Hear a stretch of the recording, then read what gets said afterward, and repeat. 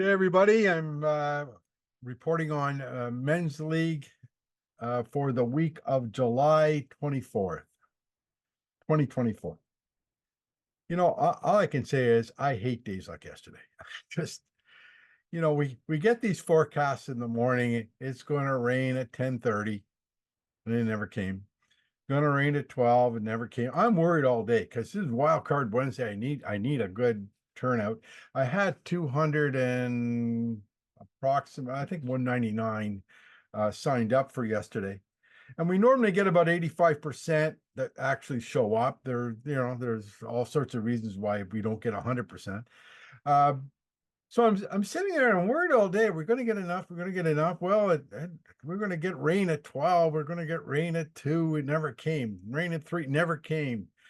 I looked at the radar and said, gee, we might escape this until about 8 o'clock tonight. It was clear we're going to get a storm. It just a matter of when. And then the storm took a horrific turn. We finished our round at 4:15. I got a ride home with Dale Riddell, and I'm watching on the first tee, and there's this huge, horrific black cloud. I mean, I was scared. I mean, I looked at that thing and went, that's what tornadoes are made from, those types of clouds. And here are the coils. They're going right into it. And like that group had just teed off, and I'm praying for them. My God, I hope they don't get hurt or anything. I'm worried about what's going to happen. Anyway, I go home. And I had forgotten my wallet back at the club, so I had to come back. And it poured all the way home, and it poured all the way back. And the rain just came and came, and I'm going, oh gosh, this is going to be close. So we're going to get enough players in. And you know, God bless them. The Coils, they modified their round. They played I think the first hole, and then they played 6 to 9. And then the rain stopped at around 5:30. They went out and they finished, and a lot of other people did finish. I know a lot of people had to come in when the horn went in, but they never went back out to finish their round. So we had about 4 or 5 groups that quit about halfway through and just didn't feel like going back out. Some just never showed up at all. Anyway, upshot of it all is we have an official round. Unbelievable. 70% of the people that signed up showed up. 138 golfers up to now. I'm probably missing a couple of scores. Were there. So that's over 50% of what we have in men's league. Although I think we should modify that policy next year to have it 50% of who signed up, because, or maybe 60% or some figure like that, because that initial, does it count, the round count? I had 120 people in men's league when we made that up. That was in developed that policy in 2009, 2010. And we had to come up with something, and that seemed reasonable at the time. But now I've got double that, and you can't get 240 people on the course. You could get the whole 120 back then. So I think what I'm going to do is choose a number based on the number who signed up. And I know that number, so I can make it fair that way. And I think 55%, maybe something along those. I think that's what we're going to do. Anyway, despite all that, we had a low net of 28 shot by Tony Charbonneau. Congratulations, Tony. Great round. Tony will win his $25 first place prize for the Masters division. Good on Jim Delahunty for getting 3 birdies yesterday and had a low gross of 34, along with Jared Coyle, Glenn Noonan, and Elliot Riddell. Look, Aiden Coyle finally did it. He won the Ringer Challenge. Aiden is the first player to birdie all 9 holes. Congratulations, Aiden. You're $25 richer. I'll make sure you get that on your Pro Shop account. Yesterday we had, I think we had 29 players with 20 or more points, which is pretty good considering, the conditions and not a full field. And we had 8 teams with 40 or more points, which is also pretty good. Team Cosenzo and Team Riddell tied with 43 points. So in order to break that tie to see who wins the first place prize, I went to the third member of the team, and it turned out that Elliot Riddell had 21 points and was higher than the third place player on Team Cosenzo. So they are the winners of the team award.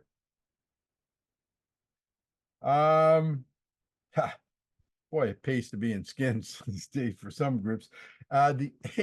The A group, Jim Delahunty gets 3 birds. He's in the A group, doesn't want a skin. There's a carryover of $155. That is a brutal division to be in. I don't know what you have to do to win a skin there. I guess it's just eagles and a lot of luck maybe someday. Like you birdied 4. You always win a skin on 4. Not this time. $155 carryover in A.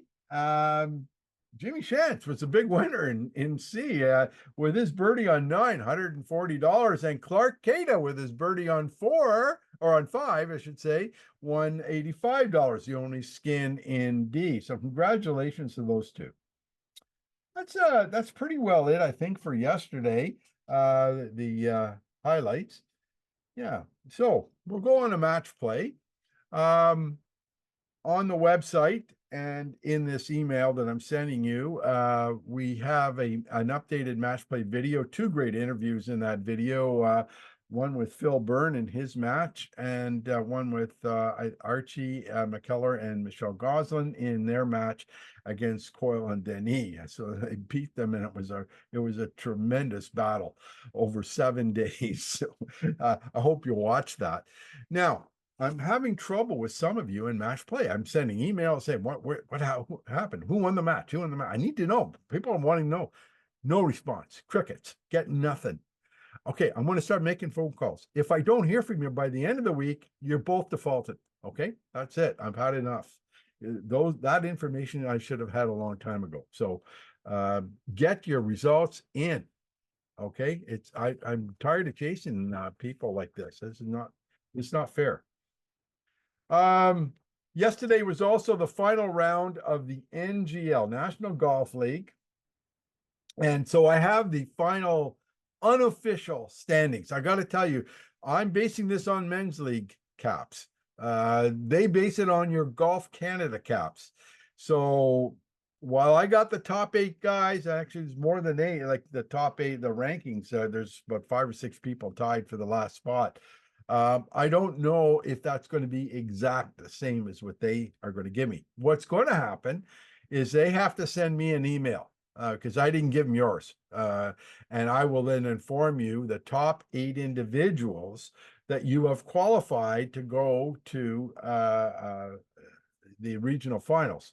You can then, if you choose to go, you can then pick a partner and go. And I'll give you that information when it comes through. We had 2 go last year that went right to the Canadian finals and had a blast. And when you go to the Canadian finals, everything's paid for. The regional finals, you got to pay for your round, but you get a dinner and everything, where it's supposed to be very good. This week was also, as I mentioned earlier, Wildcard Wednesday. I was sweating it out, wondering if we were going to get 100 and, enough golfers. I had to get at least 120, 22, I think, golfers in. I got 138. So this round does count. Your round today will be placed in the July 10th round. If you play July 10th, I'll take the best of the 2 rounds. You won't see the results of that until after next week's run, because Liz is going to put them in, those scores in this week later on. I always get a few players, when they check the score, saying, "Hey, you didn't get my score right now," and that happens.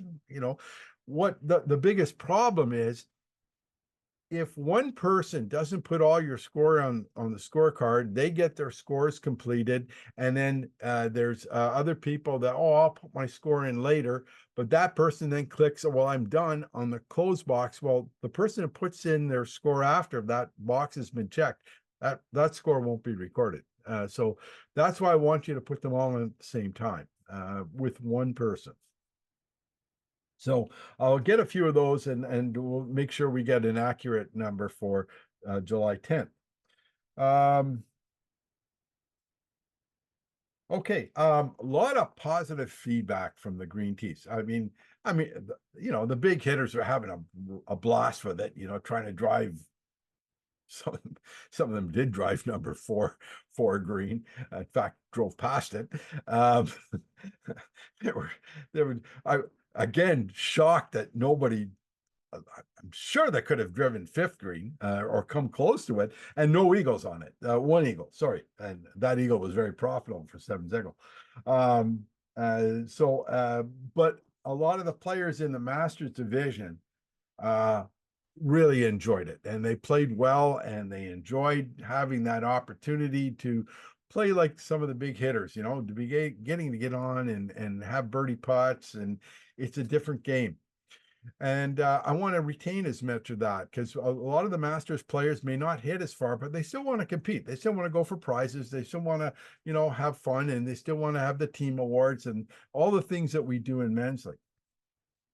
We have another week of green tees on August 14th. So after that week, I'm going to draft a proposal for next year for the Masters division. Now, that doesn't mean if you're a Masters that if I say we want to play from the green tees that you have to play. If you want to play white tees, you can opt out of this. But I will put a proposal together. I'll send it out in a survey. I'm hoping to get positive results. It'll be minimal impact on the league. There is one impact, but it only deals with the Masters division, but minimal impact on anything else because everything, I've found a way to do it in the software where it's not going to upset a lot of things. So we'll wait for that. We'll have the week that we're off. You'll have a survey to fill out, and then I'll come back with a final proposal sometime in February, or in September, so that you know what you're getting into next year when you sign up for men's league. Just a reminder that on August the 7th, we have ghost pins. I've never played ghost pins. It sounds like a lot of fun.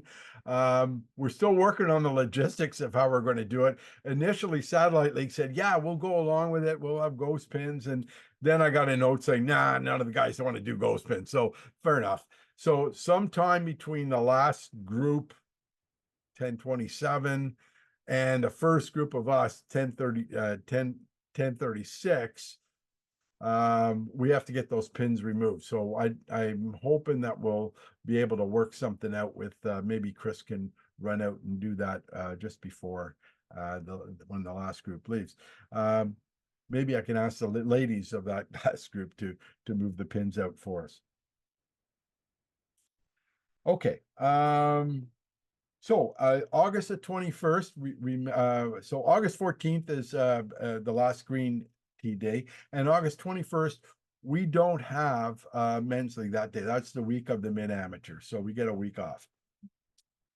Okay, just I guess a minor rant again. It's about the same topic, but it is getting a little annoying.